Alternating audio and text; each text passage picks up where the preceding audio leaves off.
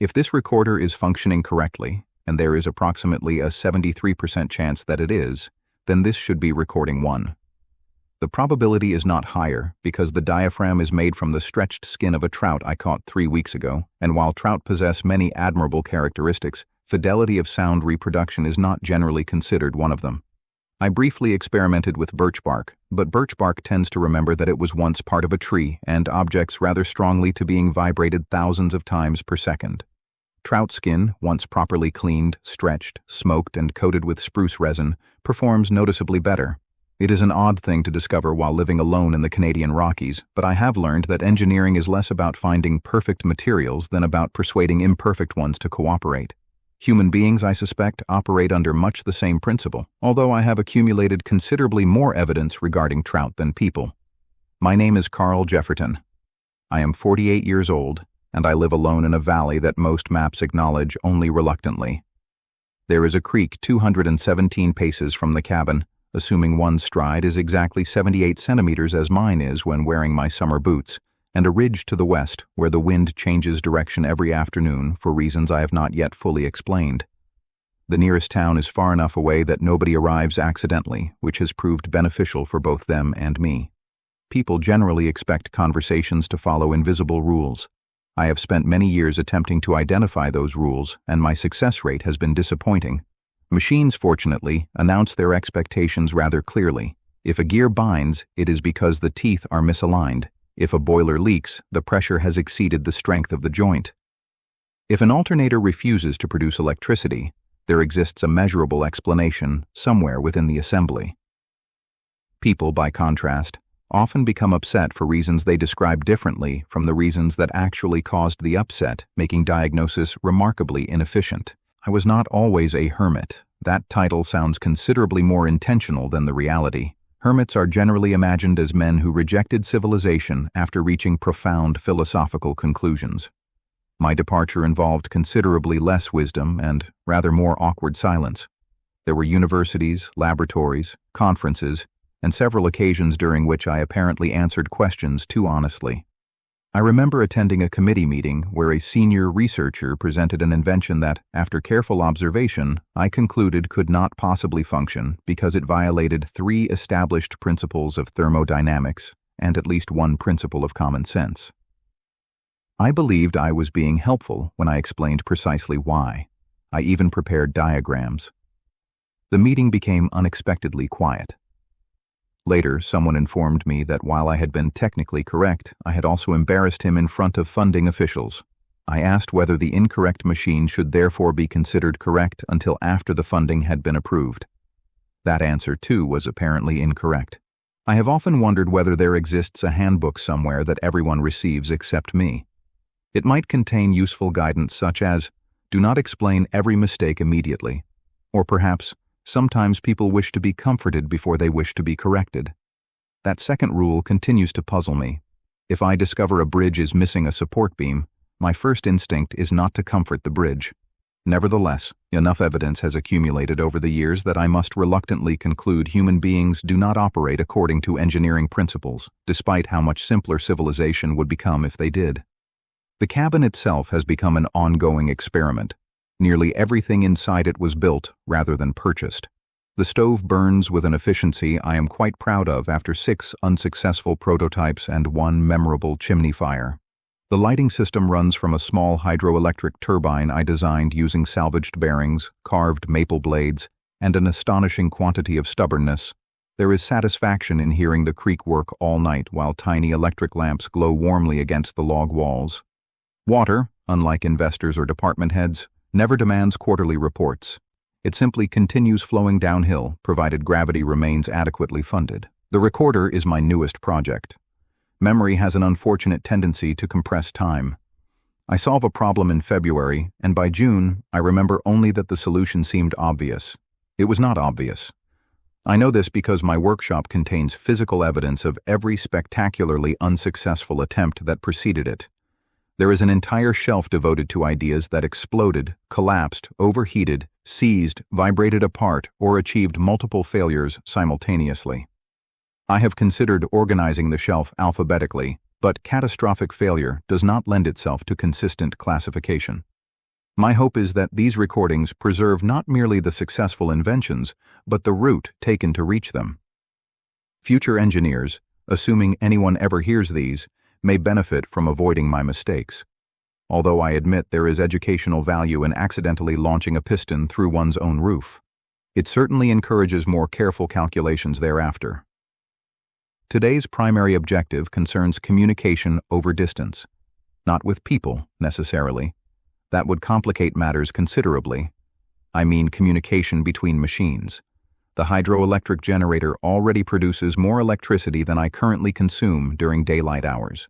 If I construct a sufficiently reliable relay system, I believe I can create an automated network throughout the valley capable of reporting weather conditions, stream levels, wildlife movements, and equipment status without requiring my physical presence. It is, in essence, a conversation among instruments. Instruments, unlike humans, never pretend to understand instructions they have already forgotten, although, now that I say that aloud, perhaps there is another reason I built this recorder. It is surprisingly quiet here after sunset. People often describe silence as peaceful. They are correct, to a point. Silence is wonderfully efficient. It does not interrupt your calculations or disagree with your conclusions. But after enough years, silence develops a peculiar weight. You begin explaining ideas out loud simply to hear another voice, even when the only voice available is your own. I have recently discovered that saying, "Good morning, Carl," aloud each day is significantly better than saying nothing at all, though admittedly it does reduce the statistical likelihood that I remain entirely sane. Perhaps that is what these recordings are really for. Not documentation, not engineering, not posterity. Perhaps I simply wished to explain something interesting to someone, even if I never learn who that someone might be. If you're listening to this, whether next week or 50 years from now, I hope the trout skin held together. I worked rather hard on it.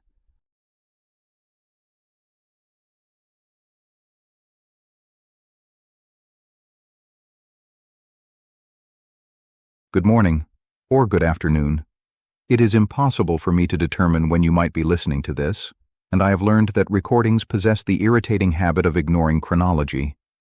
I made this one shortly after sunrise, while the temperature outside the cabin measured -4.3 degrees Celsius, though the air carried the distinct smell of warmer weather moving over the western ridge.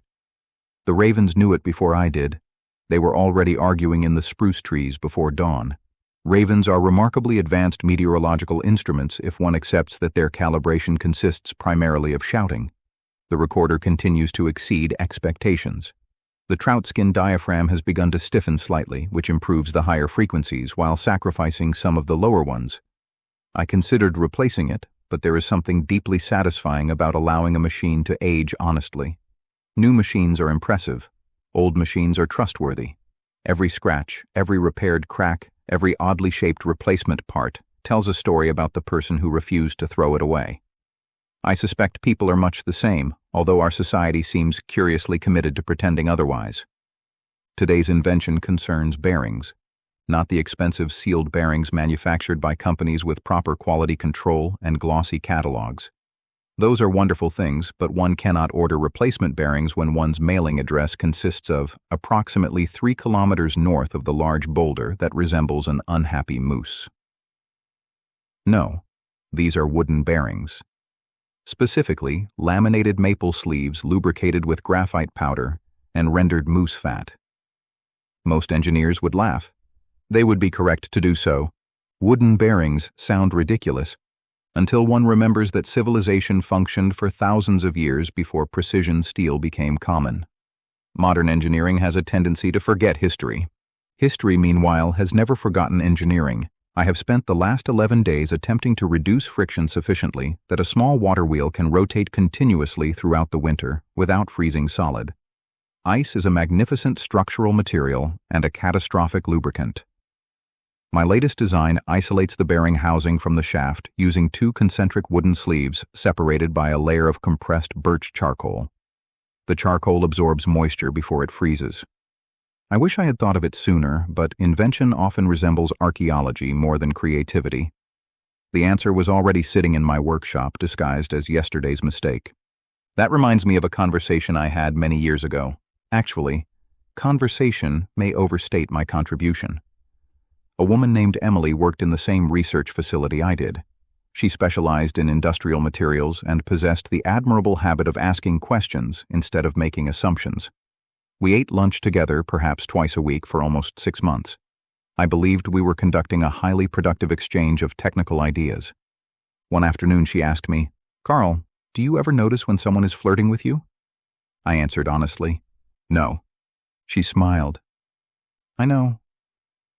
At the time, I assumed she was making an observational statement supported by previous evidence. Only years later, while rebuilding a carburetor in this very cabin, did I suddenly stop holding the wrench and stare at absolutely nothing for nearly 20 minutes. It occurred to me, she may not have been conducting research. Statistically speaking, the delay in reaching this conclusion was embarrassing. I still don't know whether I interpreted the memory correctly. Human conversations possess a dreadful tendency to reveal additional information decades after they've ended. Machines never do that. If a gear fits today, it will fit tomorrow. People apparently include delayed messages inside ordinary sentences. It's an extraordinarily inefficient communication protocol. I should mention that Emily laughed quite often. At first I believed I was accidentally making jokes. Later I realized she wasn't laughing at me. She seemed to enjoy the fact that I explained ordinary things as though presenting evidence before a scientific review board. I once spent 15 minutes explaining why sandwiches are mechanically superior to tacos because their structural integrity remains more predictable under varying gravitational orientations. She laughed so hard she nearly dropped her coffee. I remember feeling pleased. Not because I'd intended to be funny, because someone appeared genuinely happy. It is remarkable how motivating that can be. I have often wondered whether I should have asked her to dinner. Unfortunately, I only began wondering after I had already moved out here. Timing has never been one of my engineering strengths. Speaking of structural integrity, I completed the first prototype of the bearing assembly just before breakfast. It functioned flawlessly for approximately 19 seconds before a squirrel stole one of the retaining pins. This was unexpected. The squirrel showed no prior interest in mechanical engineering. It emerged from beneath the woodpile, seized the polished brass pin, regarded me with unmistakable confidence, and disappeared into the forest before I had formulated a response. I have searched for logical explanations. Perhaps the brass contained trace minerals. Perhaps it reflected sunlight. Perhaps squirrels simply enjoy introducing unnecessary variables into controlled experiments. Whatever the cause, I have reluctantly concluded that my workshop inventory must now include losses attributable to organized rodent activity. I briefly attempted diplomacy. I placed an acorn beside the remaining pins as a proposed exchange. The squirrel accepted the acorn. It did not return the pin. Negotiation, therefore, appears unsuccessful. Curiously, I was less annoyed than amused.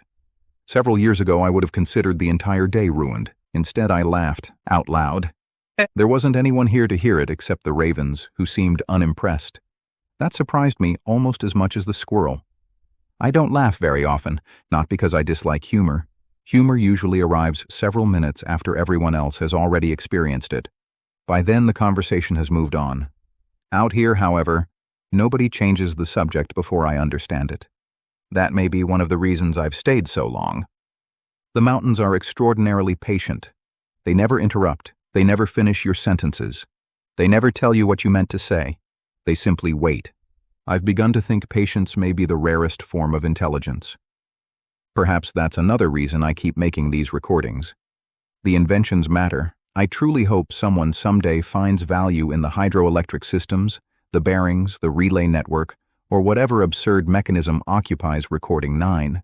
But if all the machines eventually rust away, if every diagram turns to dust, maybe someone listening years from now will discover that there once lived a man named Carl Jefferton who genuinely believed every problem had a solution, even if he wasn't always able to find the correct question. I'm still working on that particular invention. It has proven considerably more difficult than the bearings.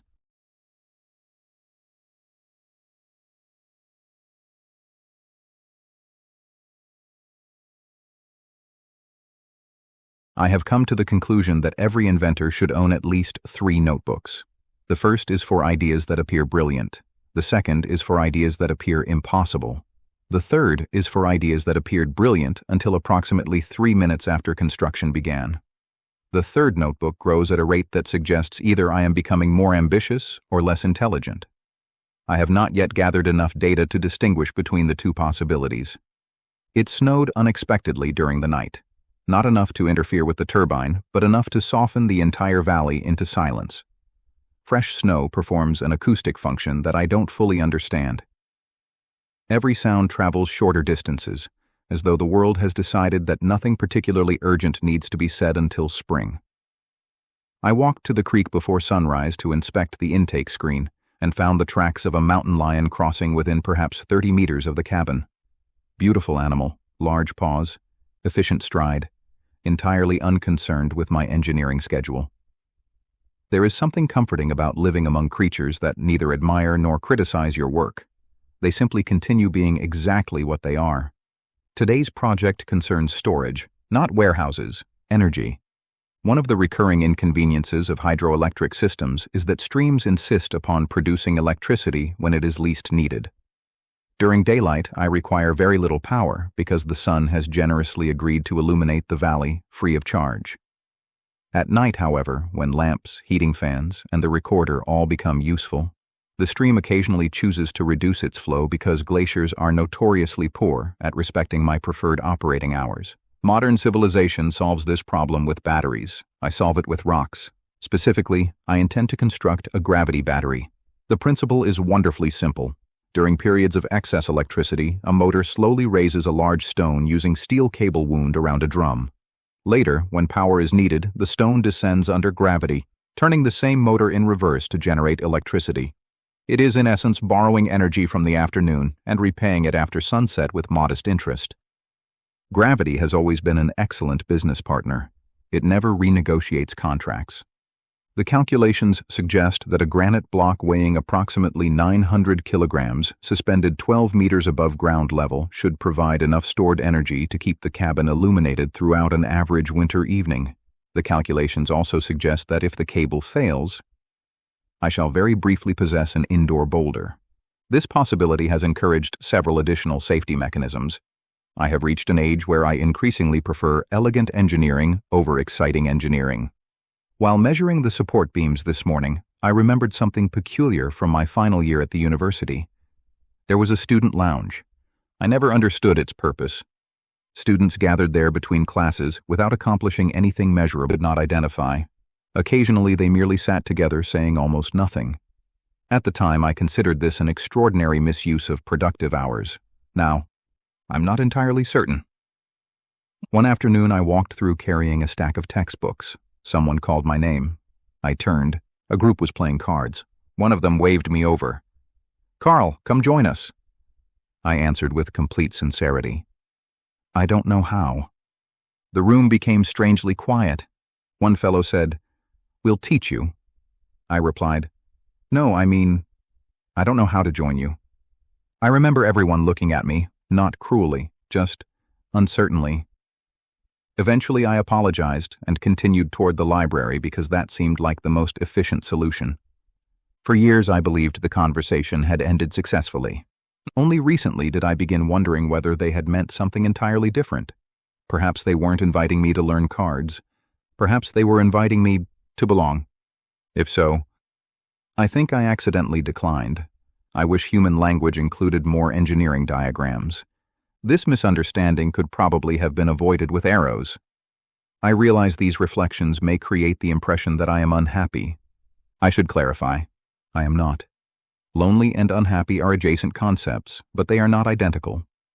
Most days I enjoy my work immensely. There are mornings when I step outside, breathe air so cold it feels crystalline, watch sunlight slide down the eastern slopes, and genuinely cannot imagine living anywhere else. The mountains ask nothing of me except honesty. If I build a poor bridge, it collapses. If I build a good one, it remains standing. There are no office politics among granite cliffs, no performance reviews conducted by spruce trees, no committee meetings chaired by ravens. Although, if ravens ever do establish a committee, I suspect they will be insufferably confident. The gravity battery suffered its first failure shortly before noon. Not catastrophic, merely educational. I had neglected to account for rotational inertia in the drum assembly, which caused the descending stone to oscillate like an overenthusiastic grandfather clock. The cable began humming. The support frame began vibrating. Several nearby birds relocated immediately. I decided this constituted valuable feedback. After reinforcing the frame with diagonal bracing and adding a centrifugal governor scavenged from an ancient washing machine motor, the entire mechanism settled into an almost hypnotic rhythm. It works beautifully now. There is something deeply satisfying about watching a mountain quietly lift one of its own stones in the afternoon, only to lower it again hours later to illuminate a lamp beside my chair. The valley itself feels as though it has become part of the machine. I find that thought rather lovely. This evening, while eating stew, I realized I had unconsciously prepared 2 bowls. I do not know why. The ingredients were measured correctly. The portions were identical. I set both bowls on the table before noticing. For perhaps 30 seconds I simply looked at the empty chair across from mine. Then I laughed, not because it was funny, because my subconscious appears considerably more optimistic than I am. I poured the second bowl back into the pot. Nothing was wasted. Still, I left the second spoon on the table until bedtime. It somehow seemed impolite to put it away immediately. Perhaps I'm learning, slowly, not about engineering. Engineering has always been the easier subject. I'm beginning to suspect that people, like inventions, don't always reveal their purpose during the first prototype. Sometimes the design only becomes obvious after years of careful observation. If that's true, I may still be under construction.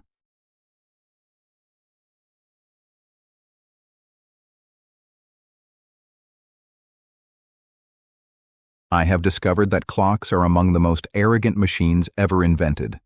They insist that time passes at exactly the same rate regardless of what one happens to be doing. This is demonstrably false. An afternoon spent sharpening tools lasts approximately 17 minutes, while 20 minutes spent waiting for epoxy to cure occupies a geological epoch. I have verified this repeatedly. The clock remains unconvinced. The weather has shifted again. The valley is wrapped in a light mist that has settled halfway down the mountains, leaving the upper peaks floating above the clouds like islands. It creates the peculiar illusion that I'm living at the bottom of an enormous bowl filled with milk. Sound behaves differently in weather like this. The creek seems farther away, while the crows sound much closer. I suspect the explanation involves humidity affecting the propagation of pressure waves, although part of me prefers believing the mountains simply enjoy rearranging acoustics from time to time for their own amusement. Today's project is considerably more ambitious than the gravity battery. I'm attempting to build a mechanical calculator, not an electronic computer. Those require components that are difficult to manufacture with hand tools unless one enjoys spending several years learning glasswork, semiconductor fabrication, and the finer points of microscopic self-punishment. No, a mechanical calculator. Gears, ratchets, carry mechanisms, input levers, output dials, entirely understandable. If something goes wrong, one can point directly at the offending gear and politely explain that it has disappointed everyone involved. I've always appreciated that quality. When I was 12, my father brought home an old adding machine, rescued from an office that had modernized. It weighed nearly as much as I did and made the most extraordinary clattering sound whenever someone pulled the handle. Most children would have spent perhaps 10 minutes pressing the keys before wandering off to do something sensible. I spent 3 weeks taking it apart. My father watched this process with remarkable calm.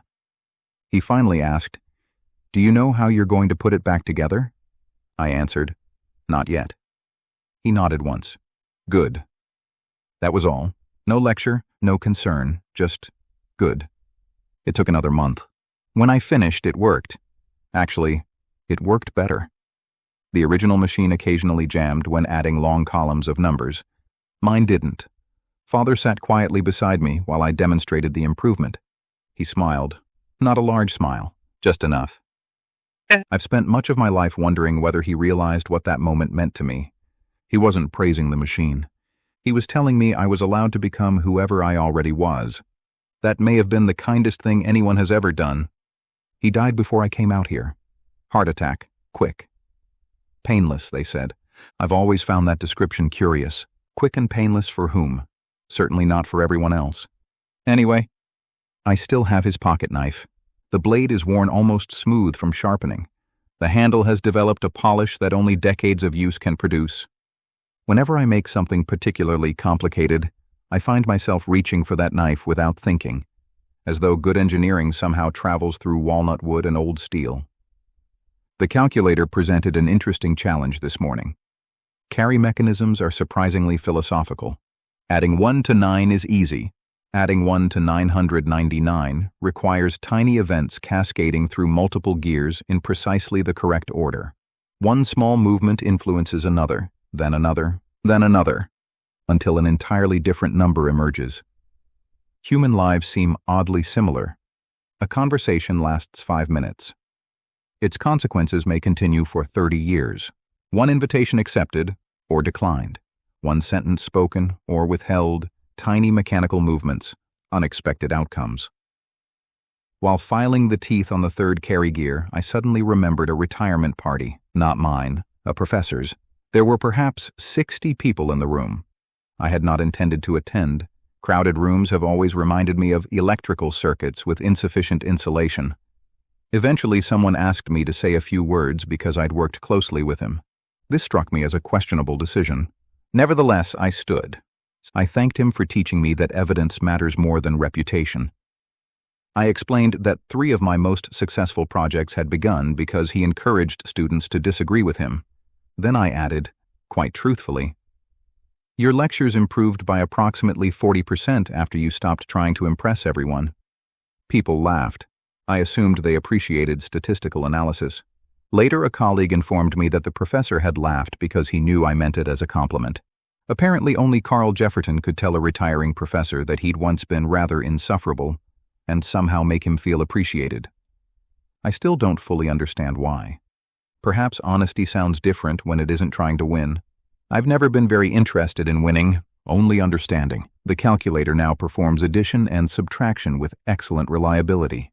Multiplication remains optimistic. At present, it requires turning a crank approximately 173 times to solve a moderately complicated problem. This is technically successful. It is also an excellent upper body exercise. I may redesign that section. Around noon, I took a break and sat beside the creek. A family of river otters had appeared downstream, 4 of them. I watched them for nearly an hour. One repeatedly carried sticks onto a flat rock, arranged them very carefully, admired its work for perhaps 10 seconds, and then another otter knocked everything into the water. This happened 6 times. The first otter never became angry. It simply started again, patiently, cheerfully. I found myself wondering whether invention looks exactly like that from the outside. A person spends days constructing something. Reality arrives, knocks it apart. The inventor quietly begins again. Perhaps resilience is simply curiosity with better endurance. I've never thought of myself as particularly brave. Persistent, perhaps, stubborn, unquestionably. But bravery? I'm not convinced. Although, living alone for long enough teaches you something unexpected. It isn't that you stop needing other people. You don't. You simply become more grateful for the brief moments when someone truly understood you. Those moments become surprisingly durable. They continue generating warmth decades after the conversation has ended, rather like the gravity battery, energy stored long ago, released slowly, enough to illuminate an otherwise dark evening. If anyone ever asks what my greatest invention was, I suspect it won't be the recorder, or the calculator, or whatever impossible machine eventually occupies recording 10. It may simply be this: learning how to keep company with a voice that hasn't answered yet. I suppose that's what hope sounds like. It's quieter than I expected.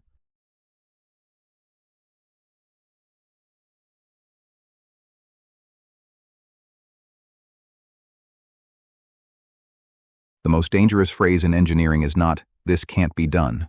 It is, "That should be close enough."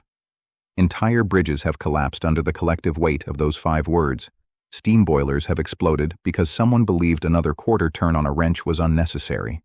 Airplanes have fallen from the sky because a measurement was rounded in the wrong direction.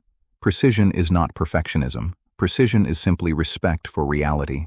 Reality, unlike people, has never once pretended something was acceptable simply to avoid an uncomfortable conversation. The first frost of autumn arrived this morning. A thin white layer covered every fallen log, every tuft of grass, every stone along the creek. The entire valley looked as though someone had dusted it with powdered glass. I always enjoy these mornings because they reveal information normally hidden. Every animal that traveled during the night leaves behind a written record. The fox that circles the cabin every third evening. The elk that prefers crossing the stream at the shallow bend. The rabbit that apparently cannot walk in a straight line to save its life. Snow and frost are wonderful historians. They never exaggerate. Today's invention is something I've wanted to build for nearly 15 years. An automatic weather station, not merely a thermometer nailed to a tree. I mean a machine capable of continuously recording temperature, air pressure, humidity, wind speed, rainfall, snowfall, stream level, and perhaps even cloud movement if I can devise an optical system that survives winter. The difficult part isn't measuring the weather. Nature performs measurements constantly. The difficult part is persuading a machine to remember. Human beings think memory belongs exclusively to brains. It doesn't. A groove cut into wood remembers where a wheel rolled. A worn handle remembers every hand that grasped it. The rings of a tree remember droughts that no one living can recall. Engineering, in many respects, is simply teaching metal and wood to remember useful things. I've already constructed a barograph using a stack of evacuated brass capsules linked to a recording arm. As atmospheric pressure changes, the capsules expand or contract, causing a tiny ink pen to trace a continuous line across a rotating paper drum driven by my mechanical clock. Watching it operate is oddly hypnotic. The atmosphere is constantly writing a diary whether anyone bothers to read it or not. While calibrating the instrument, I found myself thinking about my mother. She disliked mathematics, or so she claimed. Actually, that's inaccurate. She disliked school mathematics. Practical mathematics she performed effortlessly. She could estimate the weight of flour in a sack within a few ounces simply by lifting it. She could divide ingredients for 16 people into quantities for 11 without writing anything down. She knew exactly how much daylight remained simply by looking at shadows on the porch. One afternoon, when I was perhaps 9 years old, I proudly informed her that she was much better at mathematics than she realized. She laughed.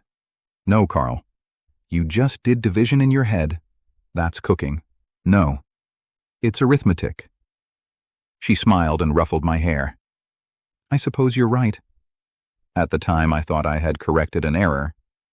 Now I wonder whether perhaps she was allowing me the pleasure of being correct. Parents seem to do that remarkably often. I wish children noticed sooner. There is another memory involving Mother that has puzzled me for decades. Every birthday, she insisted on inviting neighbors for cake. I objected, politely. I explained that I would much rather spend the afternoon building radios or reading engineering books than making conversation with adults who asked questions whose answers they didn't appear interested in hearing. Mother listened. Then she said something I didn't understand until very recently. "Carl, birthdays aren't really for the person having them." I considered this absurd. Then whose are they for? They're for everyone who loves that person. I remember thinking the statement violated several principles of ownership. Now, sitting alone in a cabin nearly 1,000 kilometers from that kitchen, beginning to think she wasn't talking about birthdays. She was talking about people. Perhaps we don't entirely belong to ourselves. Perhaps little pieces of us exist inside everyone who has cared about us. It's a beautiful theory. I haven't yet found a way to test it experimentally, although these recordings may qualify as an attempt. The weather station experienced an unexpected complication shortly after noon. Woodpeckers. Specifically, one woodpecker.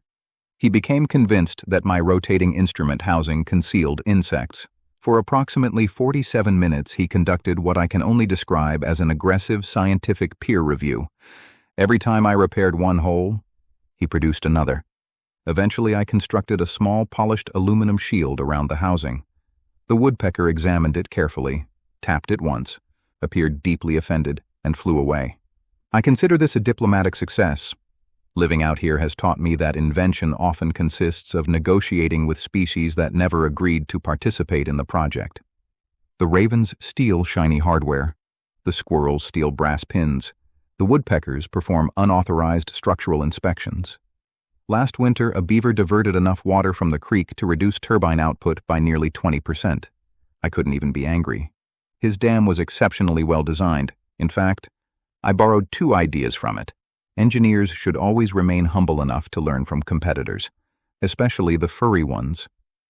This afternoon I completed the final calibration.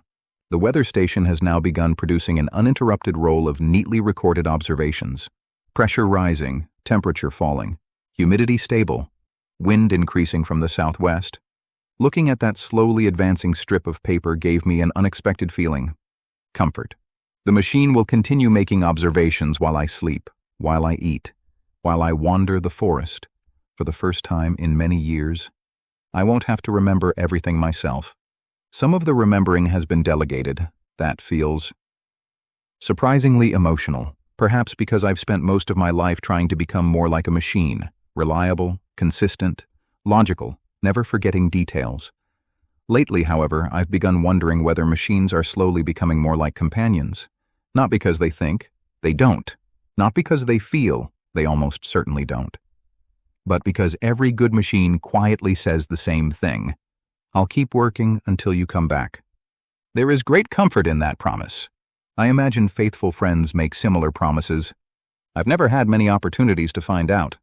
Still, when I switch off this recorder in a few moments, the weather station will continue writing, the hydroelectric turbine will continue spinning, the gravity battery will quietly lift another stone, the mechanical clock will advance another tiny fraction of an hour, and somehow, knowing that the valley keeps working, even when I'm not watching it, makes the world feel just a little less lonely. Perhaps companionship isn't always measured by conversation.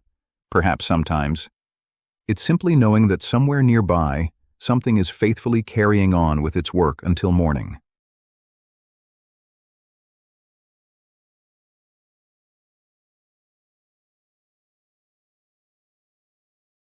I have spent the better part of the last 2 days trying to teach a machine the difference between almost and exactly. It has proven to be a surprisingly philosophical exercise. A gear whose diameter is almost correct eventually destroys every gear that touches it. A pendulum that is almost the proper length tells the correct time twice each day and spends the remaining 23 hours and 58 minutes quietly spreading misinformation. Nature possesses an astonishing intolerance for approximation. It is one of the reasons I admire it so much. The mountains never pretend a landslide is a gentle inconvenience. Rivers never politely overlook poor construction because they appreciate the effort. Reality has no customer service department. The valley is unusually bright this evening. Yesterday's rain scrubbed every particle of dust from the air, and the mountains now appear impossibly sharp, as though someone has adjusted the focus of the entire world. From the workshop window I can see individual dead trees scattered across the opposite slope nearly 2 kilometers away. It reminds me of old optical textbooks where increasing magnification eventually reveals details you never suspected existed. Human beings are curious in this regard.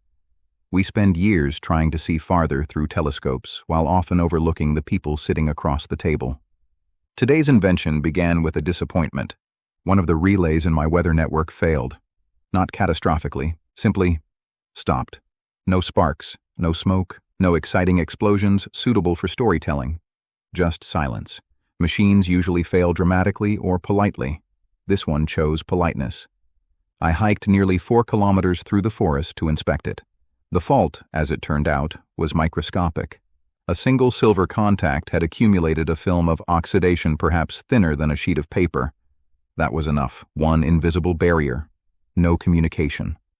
I sat on a fallen log for quite some time after repairing it. Not because the repair required additional thought, as I couldn't stop thinking about how astonishingly similar people seem to be. Entire friendships, entire families, sometimes stop speaking because of layers so thin neither side can actually see them. Nothing breaks dramatically. Nobody explodes. Conversation simply stops conducting. I wonder how many relationships could be repaired with nothing more complicated than very fine sandpaper. While walking home, I remembered a Christmas party. These memories have become increasingly inconvenient. Perhaps the recorder is loosening them somehow, or perhaps silence eventually begins excavating its own past. In any case, there was a Christmas party at the engineering department. Someone had organized one of those activities where everyone secretly purchased gifts for another person. I did not understand the assignment, Specifically, I misunderstood the word gift. I believed the objective was to identify something the recipient genuinely needed. A colleague assigned to me frequently complained that the laboratory oscilloscopes drifted out of calibration. So, I spent nearly 40 hours designing and building him a precision calibration reference from surplus electronic components. It fit neatly into a small walnut case. Accuracy within 1/100%, far better than anything commercially available. I was rather pleased. When he opened it, everyone became quiet. He stared at it, then at me, then back at the instrument. Finally he said, "Carl, this must have taken forever." I answered honestly, "Approximately 39 hours. He laughed, not unkindly, just incredulously. Later someone explained that the spending limit had been $20.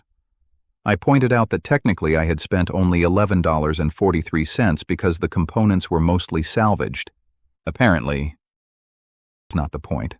I still don't know what the point was, although, years later, I received a letter from him. The calibration reference was still sitting on his workbench. He wrote that every time he used it, he remembered that someone had listened carefully enough to notice what frustrated him. I think perhaps that was the gift. It simply arrived wearing the wrong wrapping paper. Human beings are astonishing. They seem to remember intention far longer than execution. I'm trying to learn from that. The relay station now functions perfectly again. While reinstalling it, I added something new, a tiny mechanical bell. Every hour, if all stations remain connected, each relay briefly energizes the next, causing a faint chime to echo through the valley. Not loud, barely audible. If the wind is favorable, I can hear perhaps 3 of them from the cabin. Tiny confirmations. I'm here. I'm working. I'm still connected. It serves no practical engineering purpose whatsoever, which probably means it serves an important human one. I don't entirely trust inventions that exist only because they're useful. Some things deserve to exist because they make the world feel slightly warmer. Mother would have approved. Father probably would have pretended not to, then quietly helped improve the design. Around lunchtime I noticed smoke, a very thin column rising beyond the eastern ridge. For perhaps 10 seconds I simply watched it. It is remarkable how quickly the mind begins calculating possibilities. Forest fire, lightning strike, another cabin, a lost hiker, someone camping, someone hunting, someone nearby. I stood there much longer than necessary. Eventually, I retrieved my binoculars. The smoke disappeared. Perhaps it had been mist catching sunlight. Perhaps someone had extinguished a fire. Perhaps I imagined it entirely.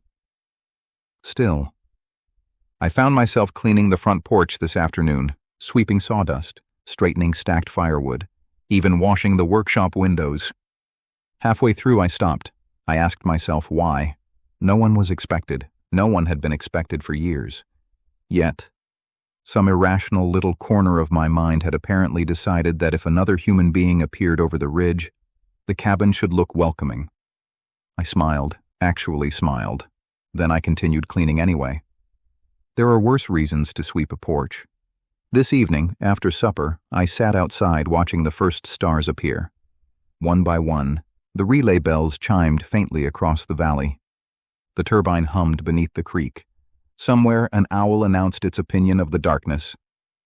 And for just a few minutes, the entire valley sounded less like wilderness and more like a neighborhood. It's a strange thing. For most of my life, I believed intelligence meant solving increasingly complicated problems. Lately, I'm beginning to suspect intelligence may also involve recognizing which problems were never mathematical in the first place. I can calculate the stress on a suspension bridge. I can predict the efficiency of a water turbine. I can explain why a relay failed because of oxidation measured in fractions of a millimeter. But I still don't know the proper way to tell another person. I'm glad you're here. Perhaps that's why I keep speaking into this recorder. It's easier to practice with someone who can't accidentally interrupt. Although, if you are listening to this someday, perhaps in a peculiar way, you already answered. You stayed. That's a rather nice thought. I'll have to remember it.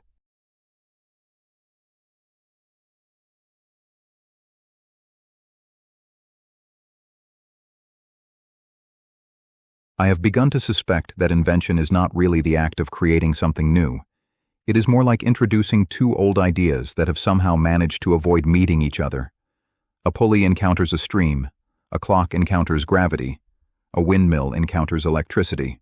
The inventor receives entirely too much credit for what is essentially arranging an introduction. I find that comforting. It suggests the world contains far more possibilities than inventors.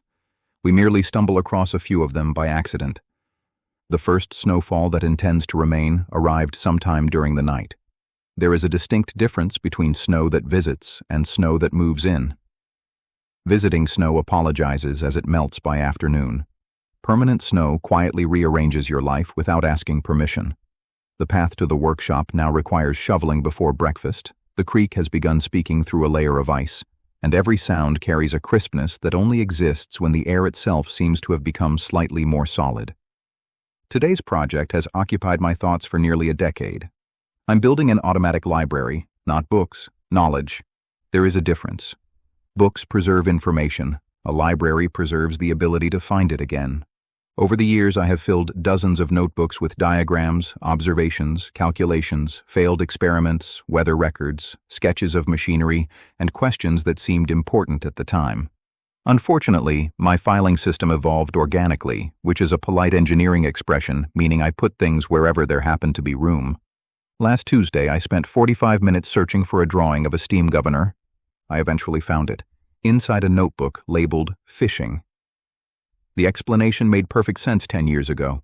It remains inaccessible today. This is unacceptable. So I have decided to construct a mechanical indexing system. Imagine a wall covered with hundreds of small wooden drawers. Each drawer contains punched cards connected by brass rods. Every card represents an idea: bearings, turbines, weather, metallurgy, rivers, birds, mathematics, cooking, rope, human behavior, although that section currently contains significantly fewer successful experiments. By inserting thin brass needles through selected holes, I can mechanically retrieve every note connected with a given subject. A search engine, constructed almost entirely from maple, brass, and stubborn optimism. If civilization disappears tomorrow, someone should still be able to discover everything I learned without first deciphering the organizational habits of an absent-minded hermit. While carving the first drawer this morning, I remembered something Father used to say whenever I became frustrated. If you're looking for a tool longer than the job itself, Carl, you're actually looking for where you should have put it yesterday. At the time, I regarded this as unnecessarily philosophical. Now I realize he was simply reminding me that organization is engineering performed in advance. He possessed an extraordinary talent for saying wise things while pretending they were obvious. I miss that. Actually, I miss being around people who knew me before I became complicated. When you're young, everyone assumes you'll eventually make sense. As an adult, you decide you've already become whatever you're going to be.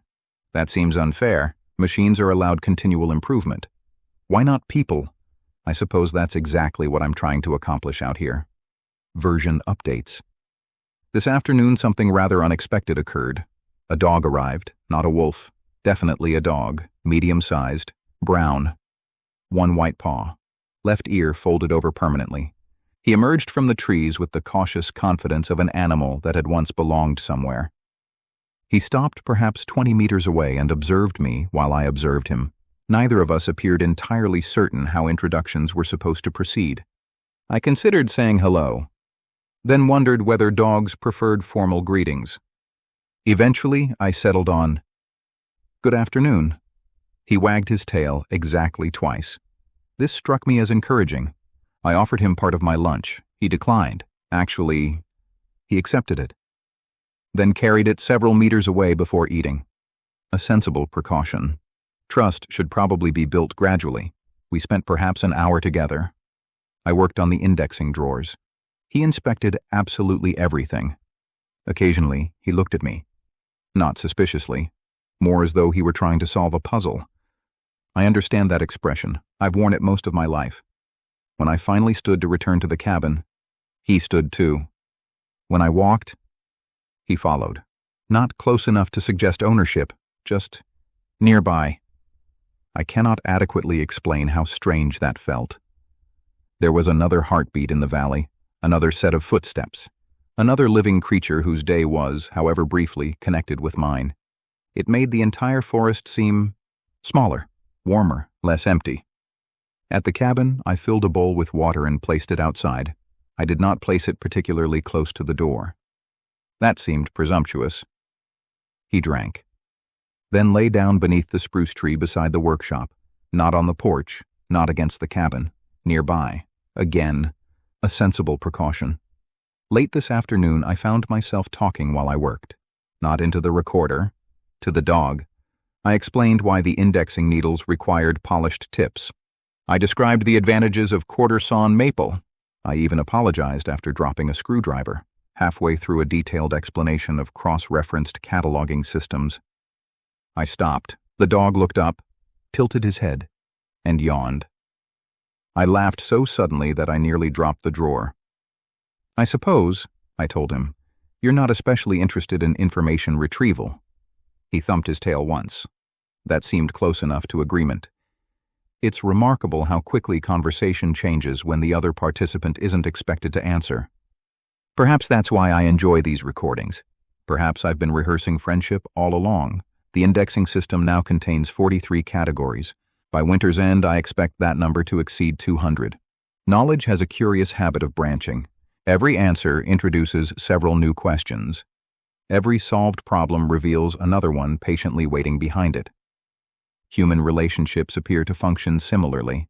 One kind conversation leads to another.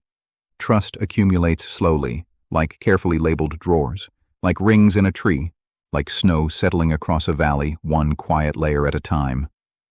The dog is still outside as I finish this recording, curled beneath the spruce, occasionally lifting his head whenever the relay bells chime across the valley. I don't know where he came from, or whether he'll still be here tomorrow morning. Part of me hopes he won't. That would suggest someone is looking for him. Another part of me quietly found an old blanket after supper, just in case the temperature falls lower than expected tonight. I left it beneath the tree, not because I assumed he would use it, because it seemed like the sort of thing one does. I'm still learning those sorts of things. Progress has been slow, but unlike most engineering projects, I don't think this one can be measured with calipers.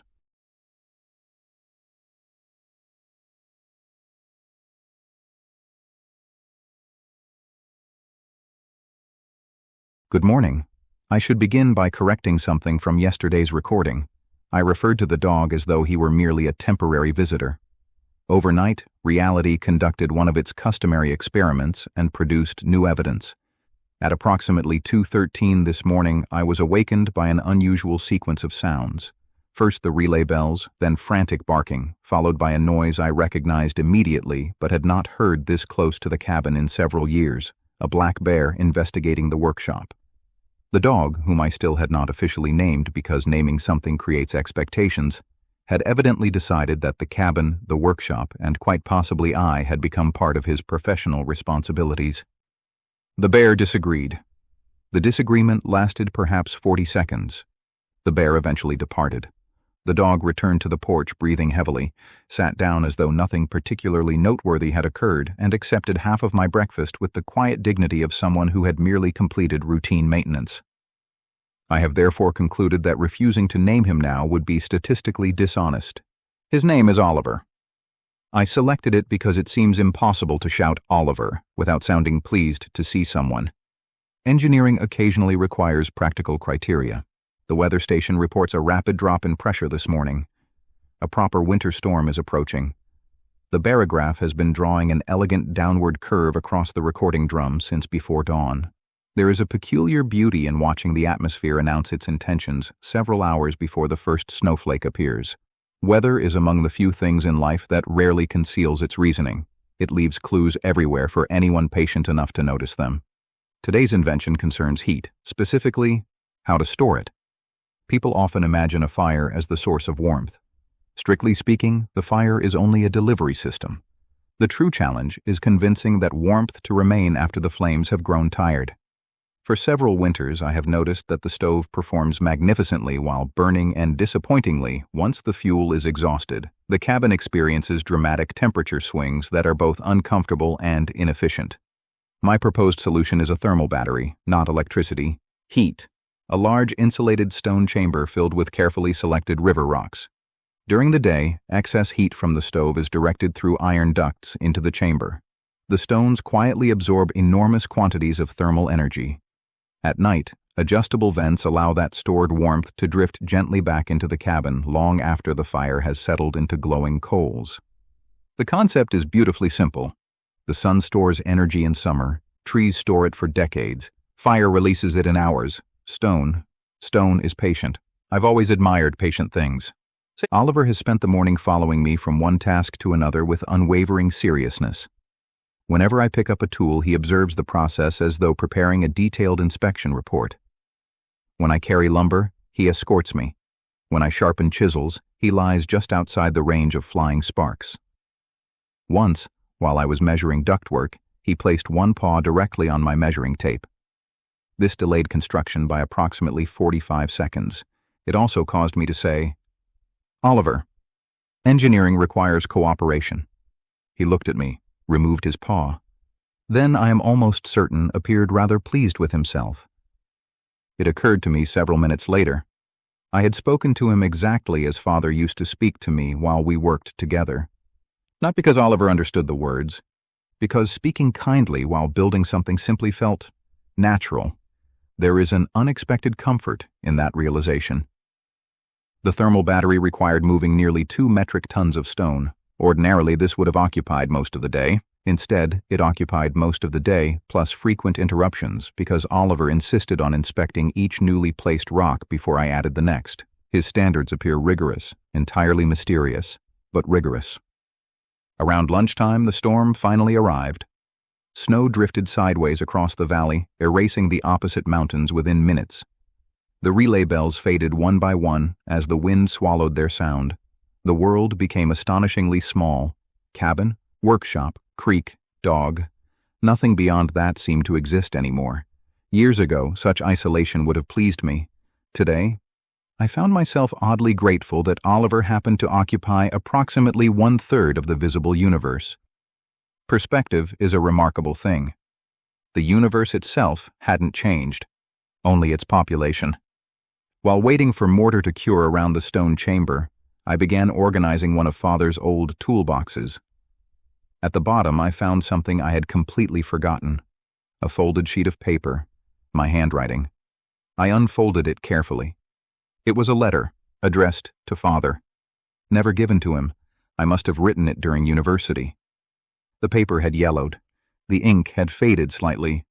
I won't read all of it. Some things belong to the person who wrote them. But one sentence surprised me because I no longer remembered writing it. Thank you for always making me feel like I was worth explaining things to. I sat there for quite a long time. Oliver eventually wandered over and rested his head against my knee. Not dramatically, not because he sensed profound emotion. More likely because knees happen to exist at a convenient height for dogs. Still, the timing was unexpectedly perfect. I realized something that had somehow escaped me for nearly 50 years. Father never interrupted my explanations. Not once. Not when I spent an hour describing water pumps. Not when I built ridiculous machines from scrap metal.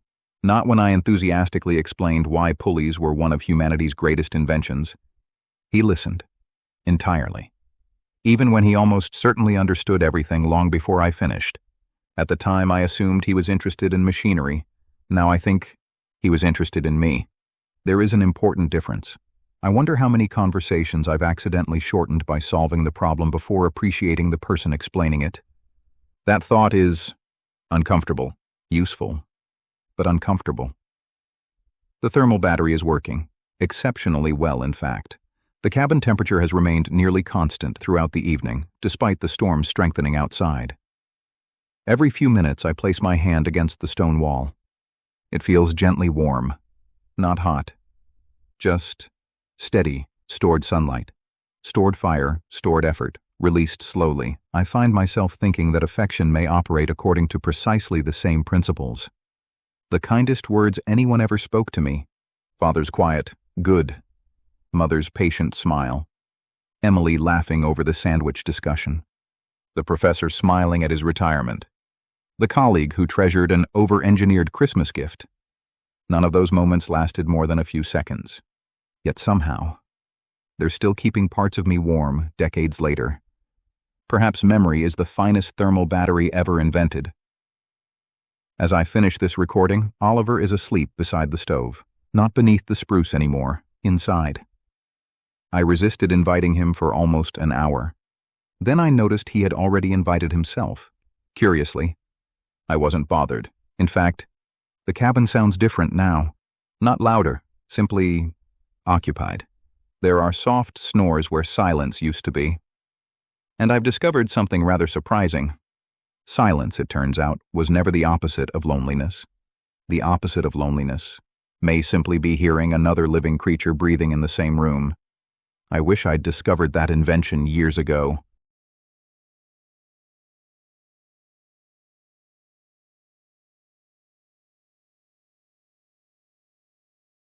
Good evening.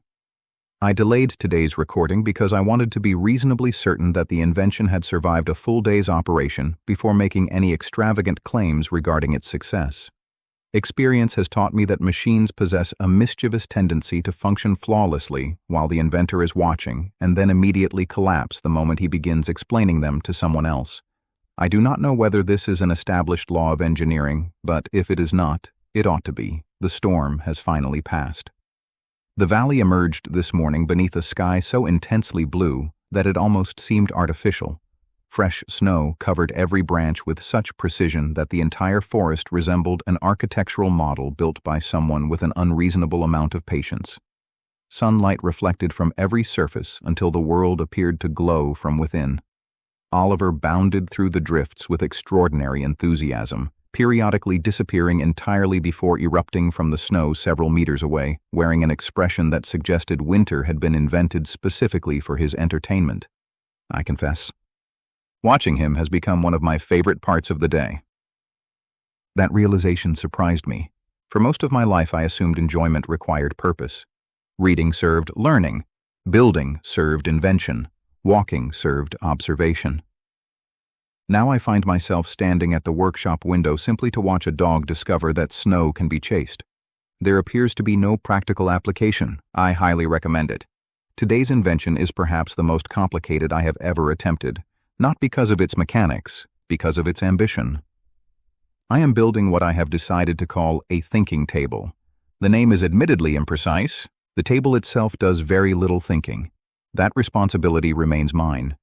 Its purpose is to reduce the number of unnecessary thoughts competing for attention. The surface contains interchangeable drawing boards, drafting scales built directly into the edges, hidden compartments for specialized tools, rotating storage bins, adjustable lamps powered by the hydroelectric system, and a mechanical arm capable of holding blueprints upright while I work. A series of sliding trays allows partially completed mechanisms to remain assembled for weeks without occupying valuable workspace. Every frequently used instrument has a permanent location within immediate reach. People often imagine invention as moments of sudden inspiration, lightning, brilliance, eureka. That has not been my experience. Invention is usually a matter of preventing small frustrations from interrupting larger ideas. One spends astonishing amounts of time searching for pencils. This morning I was installing the final drawer runners when Oliver wandered into the workshop carrying my hammer. To be clear, he had not stolen it maliciously. He simply appeared convinced that helping involved relocating essential equipment to unpredictable locations. I thanked him anyway.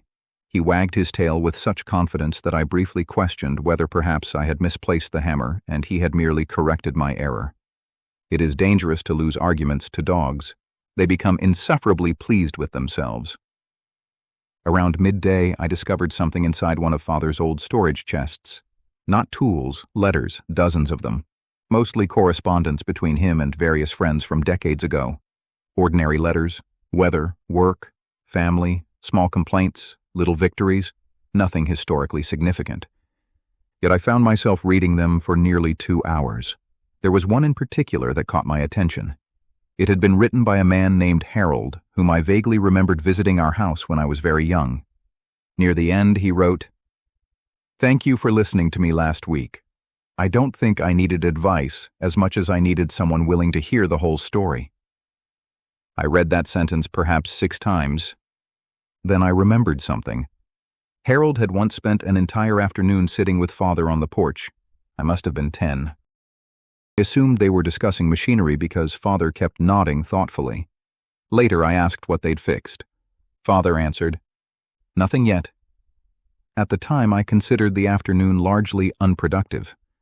Now, I think I may have witnessed one of the most useful things a person can do for another. Listening, entirely, without reaching for a wrench, without proposing improvements, without explaining why the problem wasn't really a problem, just listening. This has created a rather uncomfortable hypothesis. Much of my life believing that whenever someone described a difficulty, they were requesting assistance solving it. Perhaps, sometimes, they're requesting companionship while carrying it. The distinction had somehow escaped me. I wish someone had explained it using gears. I would have understood much sooner. The thinking table is complete now. I spent the afternoon transferring tools into their permanent locations. The effect is extraordinary, not because the workshop became tidier, because my mind became quieter. Everything has somewhere to belong. Nothing competes for attention. There is a curious peace that arrives when one's surroundings stop asking unnecessary questions.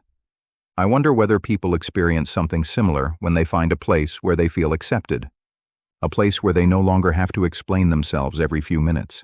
If such places exist, I hope everyone eventually finds one. Late this afternoon, something happened that I scarcely know how to describe. A hiker appeared, the first person I have seen in nearly 8 months. He emerged from the Western Trail looking thoroughly exhausted. His map had become soaked during the storm. He had lost the trail sometime yesterday. Oliver noticed him before I did and ran ahead. I feared the poor fellow might think a wolf was charging him. Instead, Oliver slowed as he approached, wagged politely, and escorted the man the rest of the way to the cabin as though conducting official welcoming procedures. The hiker accepted a hot meal with astonishing gratitude. He introduced himself as Nathan. We sat together for perhaps 3 hours while his clothes dried beside the stove. He asked about the machines. I explained the hydroelectric system, the weather station, the thermal battery, the relay network, the thinking table. He listened. Really listened. Occasionally, he asked questions that demonstrated genuine curiosity rather than politeness. I realized something rather remarkable. For the first time in many years, I never once worried whether I was explaining too much. Eventually, he smiled and said, "You really love this stuff." I answered, "Yes." He nodded. "I can tell." That was all. Such a simple exchange. Yet it felt enormous. When he prepared to leave before sunset, he shook my hand. Then he looked around the workshop once more. "You know," he said, "I don't think you're living out here because you dislike people." I must have looked puzzled. He smiled again. "I think you just haven't met many who enjoy listening." Then he shouldered his pack, whistled for Oliver, who, rather decisively, ignored him. Nathan laughed. "I suppose he's made his choice." He waved once and disappeared into the trees. I've been thinking about that ever since. Perhaps I came here believing solitude was the solution. Perhaps it was only the treatment. There is an important difference. The machines around me continue humming as I finish this recording. The weather station writes its endless diary. The relay bells echo faintly across the valley. The thermal battery slowly releases yesterday's fire. Oliver is asleep beneath the thinking table, occasionally twitching as though inventing something marvelous in his dreams. And for the first time since I built this recorder, I find myself wondering whether these recordings might someday reach exactly the sort of person Nathan reminded me still exists. Someone who simply enjoys listening. If that's true, then perhaps I haven't been speaking into the wilderness after all. Perhaps I've been introducing myself, one careful recording at a time.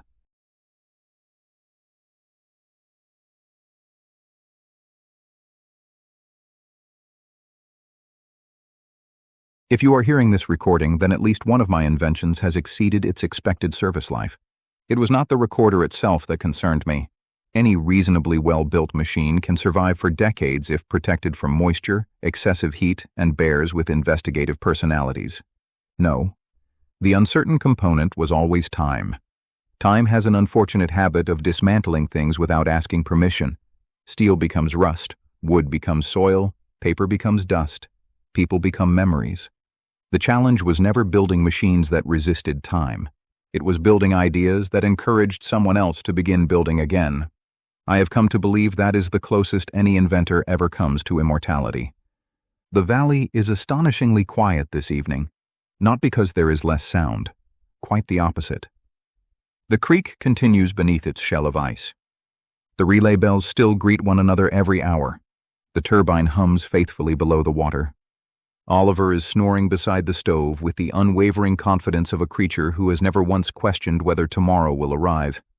It is simply that I have learned to hear these sounds differently. Years ago they reminded me that I was alone. Now, they remind me that I belong somewhere. That is a very different equation. Today's invention is the last one I intend to record, not because I have run out of ideas. I sincerely hope that never happens. No, because this invention cannot be completed with tools. It can only be practiced. I call it the open workshop. At first glance, it appears disappointingly ordinary. A larger workbench, additional stools, better lighting, extra shelves stocked with duplicate hand tools, a kettle permanently hanging above the stove, nothing particularly revolutionary, except every decision was made for 2 people instead of 1. There are now 2 drafting lamps, 2 sets of measuring calipers, 2 coffee mugs hanging beside the sink, 2 heavy aprons. Even the thinking table has been widened, not because anyone is coming tomorrow. I have no reason to believe that, because if someone does, I don't want my first task to be making room for them.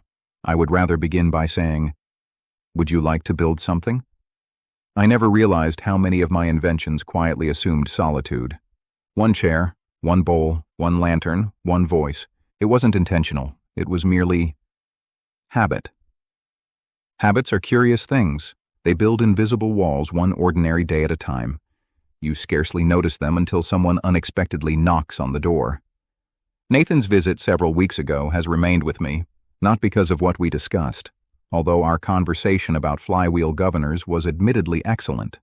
No, because when he listened, I experienced something I had not recognized immediately. Relief. Not relief that someone finally understood my machines. Relief that, for a few hours, I didn't have to decide whether I was speaking too much. I could simply be myself. That realization has occupied a considerable amount of workshop time. I have often wondered why engineering always felt easier than friendship. Perhaps I was asking engineering to do a job it was never designed to perform.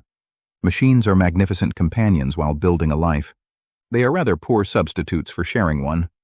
I wish I had understood that 20 years ago, although perhaps I couldn't have. Understanding seems to arrive according to its own schedule. Rather like spring, you may desperately want it in February. The mountains remain politely unconvinced. This afternoon I completed one final improvement to the relay network.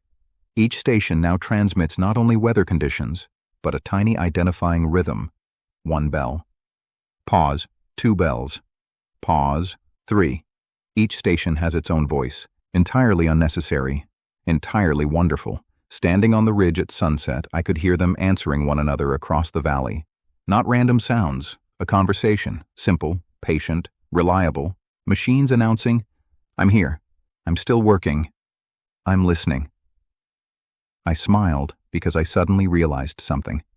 That is precisely what these recordings have become. Not lectures, not engineering notes, conversations. Admittedly, one-sided conversations, but conversations nonetheless. I hope I have not talked too much. Actually, no, that isn't true. Old habits nearly returned there. I have talked too much, frequently, at extraordinary length, about gears, water turbines, bearings, weather instruments, dogs, thermal batteries, mechanical indexing systems, thinking tables, probably sandwiches. Certainly sandwiches. If you have listened through all 10 recordings, then something rather remarkable has happened. You listened anyway. Thank you. There are many inventions I never managed to build. A practical electric tractor, a reliable snow-powered refrigeration system, a mechanical loom capable of repairing itself.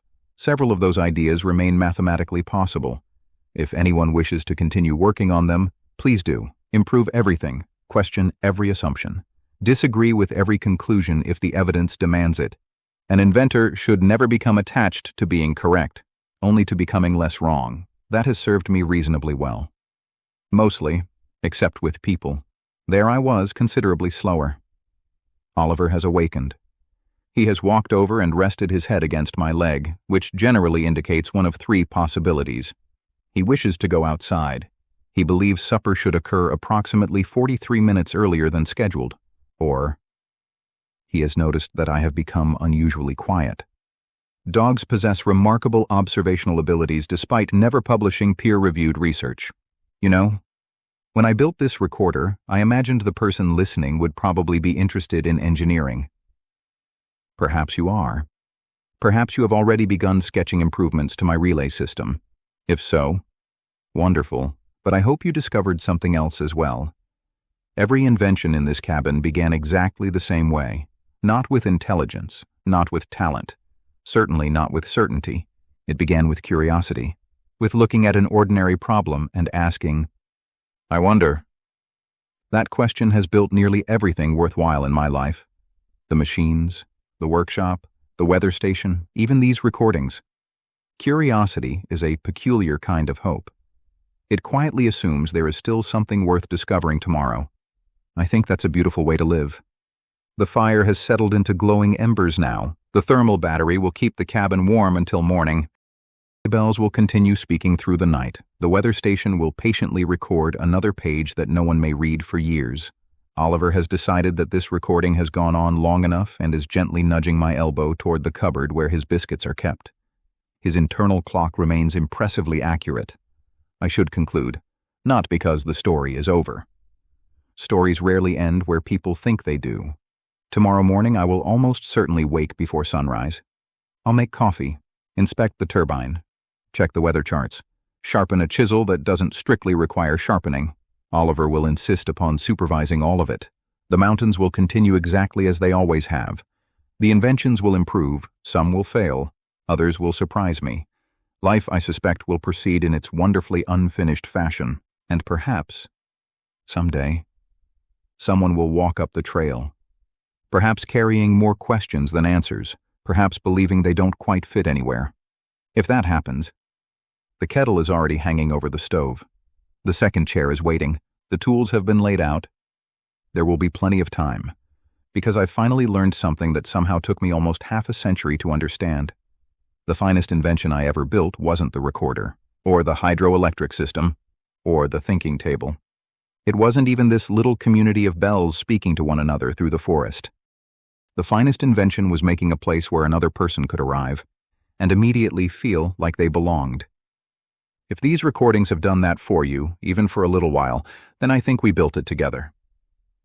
Good night, and if you ever happen to improve the sandwich, please leave detailed drawings. I remain convinced it is one of humanity's greatest engineering achievements.